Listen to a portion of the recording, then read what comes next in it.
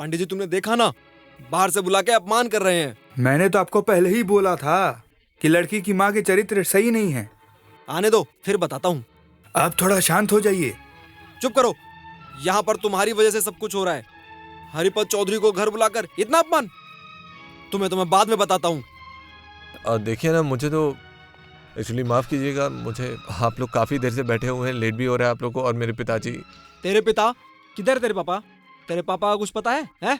तुम्हें क्या लगता है मुझे तुम लोगों की हिस्ट्री नहीं पता है? अपनी सामान संभाल कर बात करो। ठीक ही बोल रहा है, तुम्हारे चरित्र हमें बहुत अच्छे तरह पता है। दोबारा बोला ना तो ऐसा हाल करूंगा कि बोलने लायक नहीं रहेगा, समझा?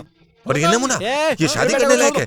ले तो पूरा यहाँ से निकल जा, वरना ऐसा हाल करूंगा कि यहाँ पे बैठने लायक नहीं रहेगा तू। पागल हो गया क्या बेटा? हाँ, मैं पागल हो गया हूँ मैं। और आज उस एक आदमी की वजह से तुम्हें इतना अपमान सहना पड़ा माँ। आज संजय मित्र को मेरे हर एक प्रश्न का उत्तर देना पड़ेगा माँ। आज यहाँ तो तुम्हारा पति जिंदा रहेगा, यहाँ तो तुम्हारा बेटा। बिज्जू, और मैं ये फैसला करके रहूंगा माँ। बिज्जू, मेरी बात सुनो। बिज्जू रुक जाओ। बिज्जू।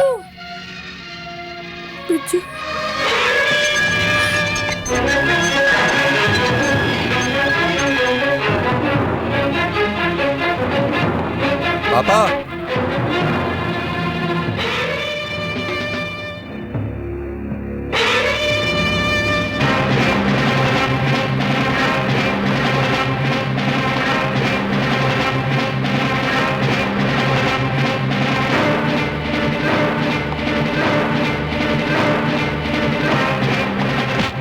अरे ये क्या कर रहे हो तुम? अभी तुम्हें मेरे साथ चलना होगा। तुम सुनो। आज मैं तुम्हारी कोई बात नहीं सुनने वाला। आज मुझे एक फैसला करना है बस। चलो अरे हाथ तो छोड़ो। अरे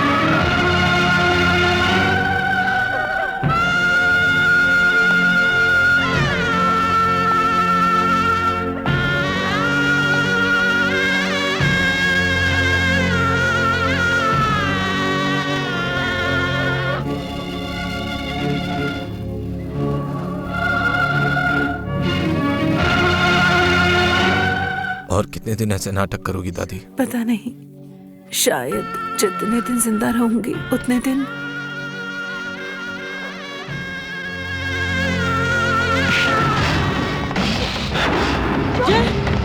अरे जय क्या कर रहे हो? अरे जय क्या कर रहे हो तू?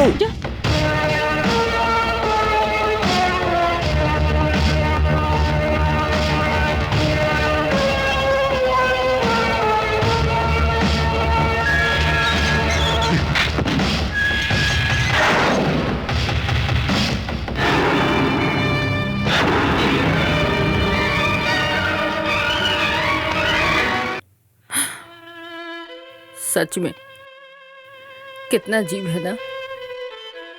हमें जो चाहिए होता है वो ना होकर बल्कि उसका उल्टा हो जाता है।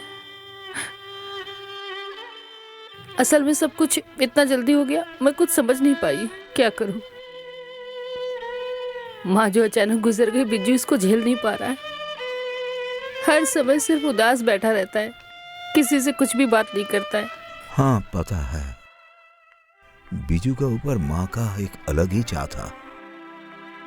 बीजू को कोई दुख दे तो सबसे पहले माँ को दुख होता था। माँ चाय लाओ।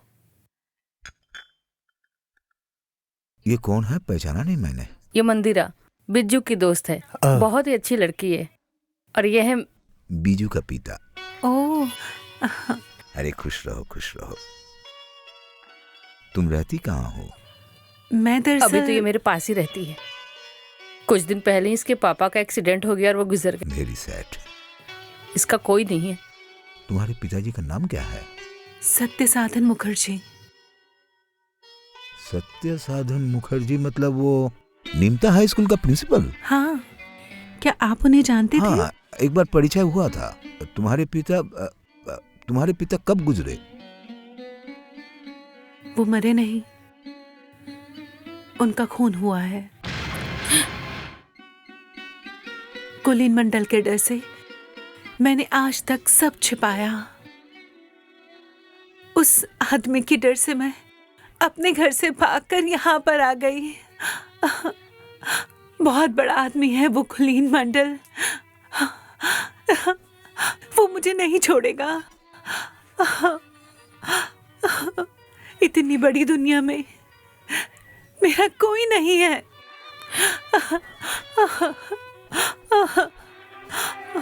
किसने बोला तुम्हारा कोई नहीं है? हम लोग तो है ना। विजय जैसा दोस्त है, उमा जैसी बहन है, रमा जैसी माँ है। देखो, तुम अगर अपने आप को असहाय समझ रही हो तो गलती कर रही हो। मैं तुमसे वादा करता हूँ, जब तक मैं कुलीन मंडल को सबक न सिखा दूं, तब तक मैं तुम्हारे सामने नहीं आऊंगा। चलता हूँ। आप चिंता मत कीजिए सर, गुरुजी का ही मर्डर को सुसाइड बोल दिया है। वाह, तुम तो बड़े काम के आदमी हो। सर एक बात बताइए कि वो गुरुजी की एक जवान लड़की, उसका कुछ हिसाब किया है आपने? कुछ दिनों से दिखाई नहीं देती है, कुछ गड़बड़ तो नहीं की है? लाला से तुम्हारे मन में पानी आ गया है, तुम तो बड़े लालची हो। नहीं क्या? नहीं नहीं। एक मिनट। हेलो, कौन? ओह, संजय मित्र, बहुत दिनों बाद मुझे याद किया यार। क्या 24 घंटे के अंदर अगर मैंने पुलिस को सरेंडर नहीं किया तो क्या करोगे? अरे हिम्मत है तो सामने आके बात करो। टेलीफोन पे तो कोई धमकी दे सकता है। अरे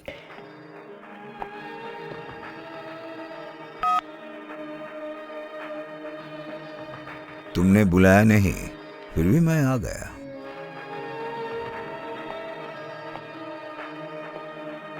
किसी की जिंदगी बर्बाद करके तुम उत्सव मना रहे हो? हाँ? हे, ये क्या हो रहा है?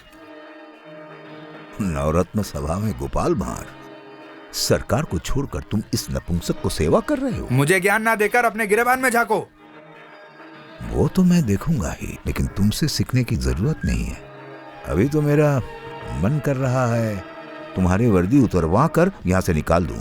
क्या बात कर रहे हो भाई? और मन में क्या है बताओ तो जरा। मैं तुम्हें 24 घंटे के समय दे रहा हूं।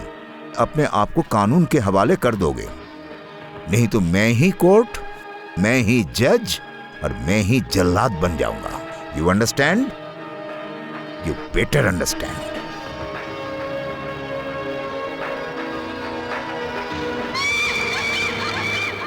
हरी माधवो, नहाऊं कि मुंह धोऊं? मैं कोई बात सुनना नहीं चाहता हूँ इंस्पेक्टर। आपका एरिया का गुंडा सरेआम गुंडागर्दी कर रहा है और आप उसकी मदद किए जा रहे हैं। ये सब झूठ है सर, आप मेरा यकीन कीजिए। कुलीन मंडल के साथ मेरा कोई रिश्ता नहीं है। मुझे लगता है कि मेरे खिलाफ आपको कोई गलत इन्फॉर्मेशन दे रहा है। तुम ये मत सोचो कि मैं चादर ओढ़ के सो रहा हूँ।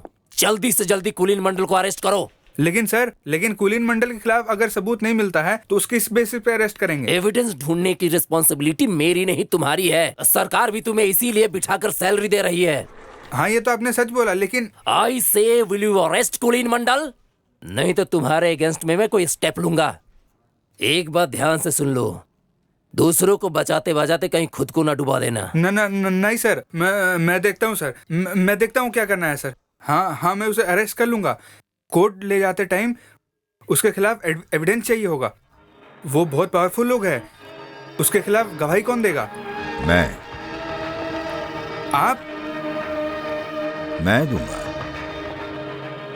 जिसको तुमने बचाने की इतनी कोशिश की, याद रखना, तुम्हारे जैसे खराब पुलिस ऑफिसर के वजह से ही देश की यह हालत है।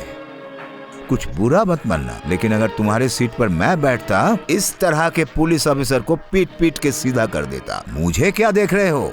जाओ, गाड़ी लेके कुलीन मंडल के पीछे लग जाओ, नहीं तो मैं तुम्हारे पीछे पड़ जाऊं तो मेरा पीछा छुड़ाने के लिए तुम्हें तुम्हारा बॉडी का मेन पार्ट काट देना पड़ेगा। कुछ समझ में आया? क्या सोच रहे हो तुम? Go and arrest him.